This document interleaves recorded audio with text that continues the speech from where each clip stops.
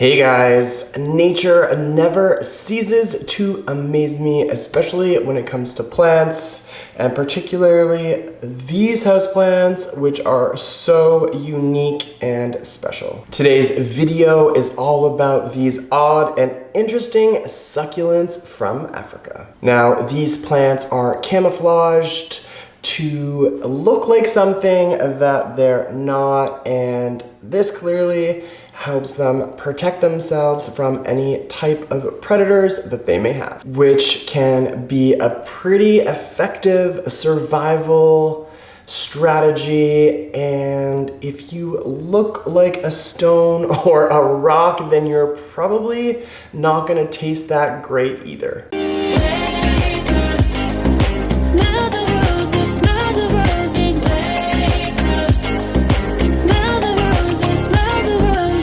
The living stone and the split rock are some of those amazing plants that have evolved over time and were successfully able to camouflage themselves. And if you ask me, they're pretty effing cool. That's the good news. The bad news is you do, unfortunately, need some knowledge in order to take care of these plants. More good news though, I'm going to be sharing some general care tips and instructions so that you can keep your stones and rocks alive. I have a couple of the split rocks and a few more of the living stones. Just to be totally clear, these plants are not the same. They do, however, have, generally speaking, similar care instructions, but there are some differences because they're not the same plant. So the living stones are known as lithops, and as you can see, they come in a variety of colors and sizes. Now, the same can be said about the split rock. These are known as the Pleiospilos Nelii. Now, the purple one right here is called the Royal Flush, and as far as I know, this green one here doesn't have a special name. Thanks for checking out this video. I'm Tyler, and if you like what you're seeing or you find this video to be useful, don't forget to give it a thumbs up, or better yet, you can subscribe to my channel. So when it comes to crucial care tips for these plants, you do first need to understand their growth and life cycle, because that is going to dictate the timing of when you water these succulents. So let's set that aside for the time being, and let's start off by discussing soil, light, and container choices, and then we can come back to the growth and life cycle afterwards. When it comes to soil, these succulents want something that drains very rapidly. They want something that has very little to no organic material, and something that really doesn't hold on to that much or any moisture. I've opted to use Akidama as my soil mix for my living stones and split rocks.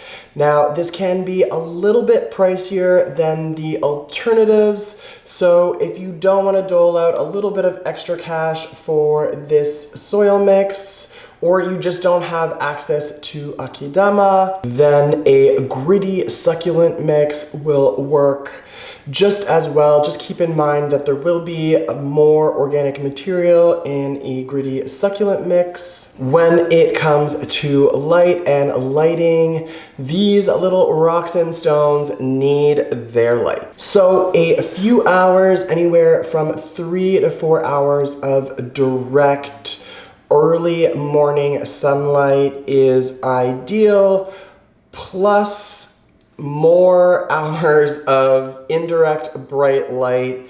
You know, you're gonna want your living stones and split rocks to be receiving a full day, you know, in and around 7 hours of combined direct and indirect sunlight. These little stones are needy AF. That being said, the direct afternoon sun is too harsh of a light for these succulents and can cause damage to them. So a bit of a finicky light situation with the living stones and split rocks. There are some telltale signs that your succulents aren't receiving enough light, and I love when plants communicate to us and tell us what they need, because that makes our job and our life so much easier. So if you notice that your lithops are stretching or they're getting taller, then they are trying to tell you that they are not receiving enough light, and you're going to need to move them or up your light game so that they are not stretching. Lithops can be fertilized about once every 2 years. That's right, every 2 years. So you might want to make your cal reminder right about now. Now, some have said a slow release fertilizer in early spring is best, if you remember. If you haven't already seen my Haworthia video, check that out. Here's a link. Now, the reason I bring up Haworthia is because, like Haworthia, lithops also photosynthesize deeper to the base of the plant. So when you are thinking about your light situation, make sure you're taking that into consideration. Okay, before we jump into growth and life cycle, one pro tip. I know on social media, folks love to put and group a whole bunch of living stones all in one container or one pot, and it looks really cool. However, it's not the greatest idea, because unless you are 1000% sure that the different lithops are, going through their growth and life cycle at the same time, you really can't be, if you can't be sure of that, then because that dictates how you water them and when you water them, you could be needing to water one or some of them without having to water the other ones. And if they're in the same container, that's just not going to work. So it is best to, divide these up among your containers. Okay, we made it. Are you ready? So lithops flower in late summer, early fall. They may not flower at all, but if they do, that's when they're going to do that.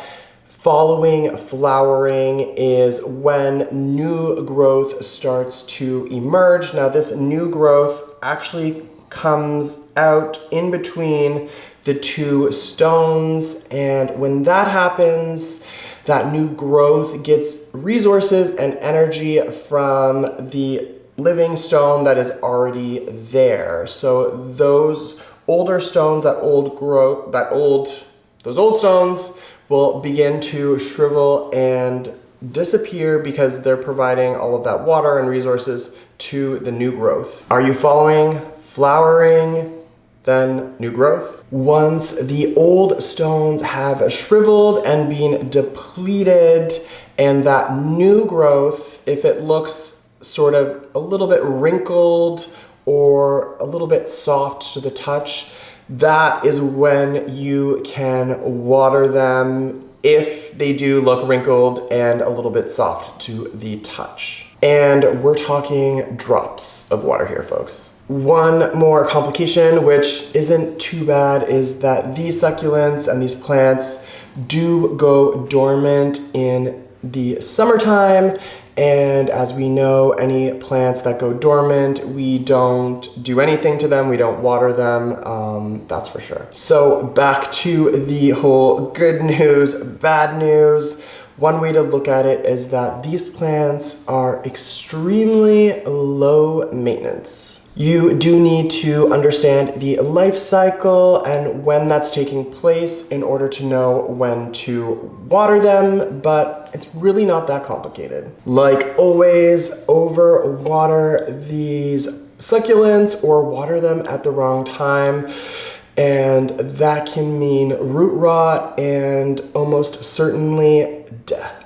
Don't be too hard on yourself. Most people do need to have some experience in growing lithops and split rocks, And if it takes you a couple of tries to get there, there's absolutely nothing wrong with that. Now, I didn't touch on the split rocks as much, but it's generally the same idea when it comes to watering them.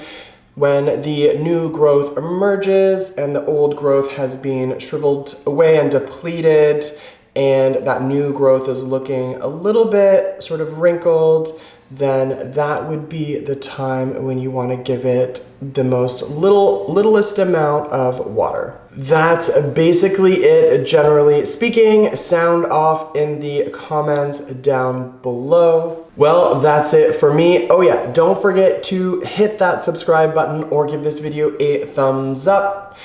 Miss you guys already. Until the next one.